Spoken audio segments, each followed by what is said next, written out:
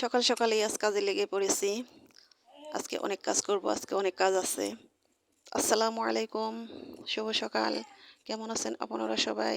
আশা করি আল্লাহর অশেষ রহমতে আপনারা সবাই অনেক অনেক ভালো আছেন। আমিও আলহামদুলিল্লাহ আপনাদের দোয়ায় ও আল্লাহর রহমতে অনেক অনেক ভালো আছি। তো দূর দূরান্ত যে যেখান থেকে আমার এই ব্লগ ভিডিও দেখছে তাদের সবার প্রতি রইল আমার আন্তরিক ভালোবাসা ও শুভকামনা। তো আজকে আমার কাজ হলো আপনাদের ভাই যে পুঁইশাক গাছ কাল উঠিয়ে ফেলেছিল সে গাছের সেখানে আবার আমি নতুন করে গাছ লাগানোর জন্য আমি মাটিগুলো প্রসেসিং করতেছি। তো মাটির সাথে নিয়েছি আমি কিছু গোবরের যে শুকনা ইগুলা থাকে, ভুসিগুলা থাকে, সেগুলো দিয়ে মাটিগুলো আমি মিক্স করে নিতেছি। এখানে লাগাবো আবার নতুন করে সিমের বিচি আর হলো মিষ্টি লাউয়ের বিচি। যদি লাগিয়ে দিই তাহলে হয়তো আমার জাংলা ডাইবার আর পাহাল যাবে না, হয়তো ওই গাছ উঠলে আবার জাংলাটা ভরে যাবে। জাংলাটা খালি থাকলে আমার ভালো লাগে না। তো গাছগুলা যখন বুনি আমি অনেক যত্ন সহকারেই বুনি। আর সবটা জিনিসই জিনিসগুলো ভালো হয় যত্ন করে বুনলে। সে গাছ যত্ন করে রাখলে দেখা যায় সে গাছের ফলও ভালোই পাওয়া যায়। তো আমি বাড়ির প্রত্যেকটা গাছে অনেক যত্ন সহকারে বুনি, আমার খুব ভালো লাগে। নিজ হাতে বুনে যে গাছগুলো বুনি ভালো লাগে। আর আমি খুব মনোযোগ সহকারে সে কাজগুলো করি, যেন যে আশা নিয়ে বুনি যে গাছগুলো ভালোভাবে বুনবো, ভালো ফসল হবে, আহ, সবজিগুলো ধরবে, সেগুলো আমার খাওয়ার চেয়ে দেখতেই ভালো লাগে। বাড়ির উঠানে অনেক ভালো লাগে। তো আমি বাকিগুলা যে গোবর সার ছিল সেগুলো আমি যে লাউ গাছের গোড়ায় দিয়ে দিতেছি। আজকে অনেক রোদ উঠেছে আমাদের বাড়ির উঠানে। পাশের বাড়ির এক কাকি ধান শুকাইতেছে, বলতেছে যে আজকে ধান হয়ে যাবে। অনেক রোদ উঠেছে, দেখেন এই যে ধান লাড়তেছে। এরকম কাজ আমিও অনেক করেছি এ বাড়িতে এসে। ভালো লাগে, যদিও এখন করি না, তারপরেও কাজগুলো করতে অনেক ভালো লাগে। এদিকে আমার হাজব্যান্ডের খবর নাই, তাকে বলেছি এগুলো গাছ লাগাবো, সে বলছে যে বিকেলে করবা, এখন রোদ উঠেছে, রোদের মধ্যে করার দরকার নাই। তো সে বাড়িতে নাই, আমি এই ফাঁকে এই কাজগুলো করে ফেলেছি, কারণ গোছলাছল করে এই মাটি এগুলো হাতাতে আমার ভালো লাগে না। তো তানবীরকে বলতেছে তোমার আব্বু কোথায়, সে বলতেছে কি জানি আব্বুরে তো দেখতেছি না। তো আমার কাজগুলো সেরে আমি গেছি হলো খালের পাড়ে, আমাদের ওই খাল পাড়ে গেছি, গিয়ে দেখি যে সে মাছ জাল দোয়াইতেছে। আমি বলতেছি তুমি এই কাজ করতেছো, কালকে না এতগুলা মাছ আনলা, আজকে আবার এই মাছ ধরতে এসছো? কালকের মাছ খাই একটু মজাও পাই নাই, আজকে এগুলো আমার রান্না করে দিবা দিয়া, পুঁই শাক দিয়া। পরে আমাকে মাছ কি উঠতেছে, মাছ তো উঠে না, কয় অল্প কিছু উঠে দু একটা করে। তো সেগুলাই ধরতেছে, সে খাবে, তার ভালো লাগতেছে। আমি বলতেছি ধরো আর কিছুক্ষণ দেখো, তারপরে চলে আসো, দুপুরে রান্না করব। তোমারে যে কয়টা উঠে ওটা দিয়ে আমি পুঁই শাক দিয়ে রান্না করে দেবো। তো সে মাছগুলো ধরতেছে, এদিকে এসে আমি রান্নাঘরে এসে পড়েছি। আমার যাও এসে বসেছে, বসে বসে দুই যা গল্প করতেছি আর শাকগুলো বেছে নিতেছি। কারণ শাক দিয়ে মাছ দিয়ে রান্না করব, শাক ভাজি করব আর পাঙ্গাস মাছ রান্না করব। তো এদিকে আমার হাজবেন্ড মাছগুলো নিয়ে এসেছে, আমি ওগুলো কুটে ধুয়ে পরিষ্কার করে নিয়েছি, রান্নাঘরে চলে এসে রান্না করতেছি। তো পুঁই শাক আর পুঁটি মাছের রান্না, এটার এত কি করে আপনাদের বলবো। এই রান্না সবাই পারে কম বেশি। তো অত আহামরি কিছু না। পুঁই শাকের তরকারি, এর মধ্যে পেঁয়াজ কাঁচামরিচ বাগারে জিরা দিলেও হয়, জিরা বাটা দিলেও হয়, দিয়ে হালকা পাতলা মশলা দিয়ে এগুলো রান্না করতে হয়। এই তরকারিতে অত বেশি মশলা খাটে না। আর হাতে মাখা করে রান্না করা যায়, কিন্তু আমি হাতে মাখা করলাম না, এভাবে কষিয়ে একটু রান্না করবো শাকগুলা।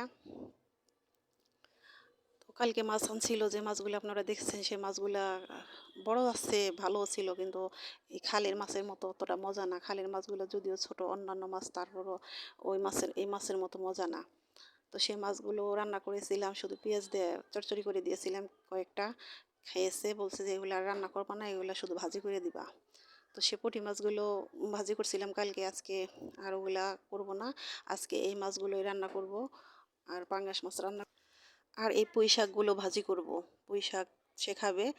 আপনাদের ভাইয়ের জন্য এই পুঁই শাক ভাজি করা, কারণ সে অনেক পছন্দ করে, সে একাই খায়, আমরা খাই না। আমরা তো বাড়িতে থাকি, খেতে খেতে এখন হয়রান হয়ে গেছি। সে খায় আর গাছগুলো কেটে ফেলেছে, এখন লাস্ট সময় খাবে। পুঁই শাক তার খুবই একটা পছন্দের খাবার। আর দেশি এই হাতে লাগানো গাছগুলো সবজিগুলোর খাবার সে অনেক বছর ধরে খায়নি, সে দেশের বাইরে থাকতো, এখন কিছুদিন যাবৎ দেশে এসেছে। দেশে এসেও দেখেন কেমন, সে বাড়িতে থাকার তার ভাগ্য এখনো হয় নাই।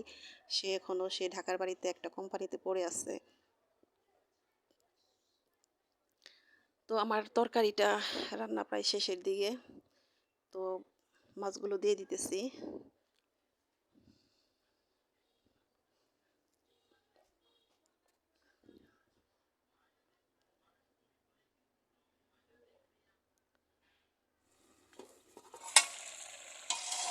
দেখতে তরকারিটা পানসে পানসে মনে হইতেছে, কারণ শাকের তরকারি এরকমই হয়, আপনারা সবাই জানেন। তো এই হলো আমার হাজবেন্ডের পছন্দের তরকারি, রান্না করে দিতে পারলাম বলে খুব ভালো লাগলো। তার মাছ ভালো লাগে, আবার গাছে শাক ছিল, সে কারণে সেই শাক দিয়ে রান্না করতে দিলাম। মানে খেতে চায়, যে কোনো স্বামী যদি বউর কাছে কিছু খেতে চায় তাহলে সেটা না দিতে পারলে তার ভালো লাগে না। আমার ভালো লাগলো। তো বন্ধুরা, এদিকে বিকেলবেলা দেখেন হাঁটতে হাঁটতে এদিকে এসেছি। আমার যার এই পাশে, এই বাড়িতে তো ফুলের বাহার, এমন ফুলের উৎসব শুরু হয়ে গেছে। পোলাপান শুধু ফুল আর ফুল, ফুল নিয়ে থাকে। আমার যা বলতেছে, ভাবি মনে হয় যে ফুলের বিছানা বানিয়ে তারপরে বিছানায় শুয়ে থাকি। আমি বলতেছি সমস্যা কি, সারা বিছানায় ফুল ছিটিয়ে দিয়ে তারপরে শুয়ে থাকবা। তো এখানে আমার এক ননদ আর হলো আমার যার মেয়ে, বড় মেয়ে, ওরা দুজনেই ফুলগুলো ঝুড়িতে করে তুলে নিয়েছে। ওরা মালা করতেছে, খেলা করবে। অনেক আনন্দ করে ফুলগুলো নিয়ে ওরা হাতাহাতি করে। ফুল দেখলে অনেক কিছু মনে পড়ে যায়। আমি যখন একদম ছোট ছিলাম, আমার নানির বাড়িতে আমি প্রথমেই ফুল গাছ দেখি।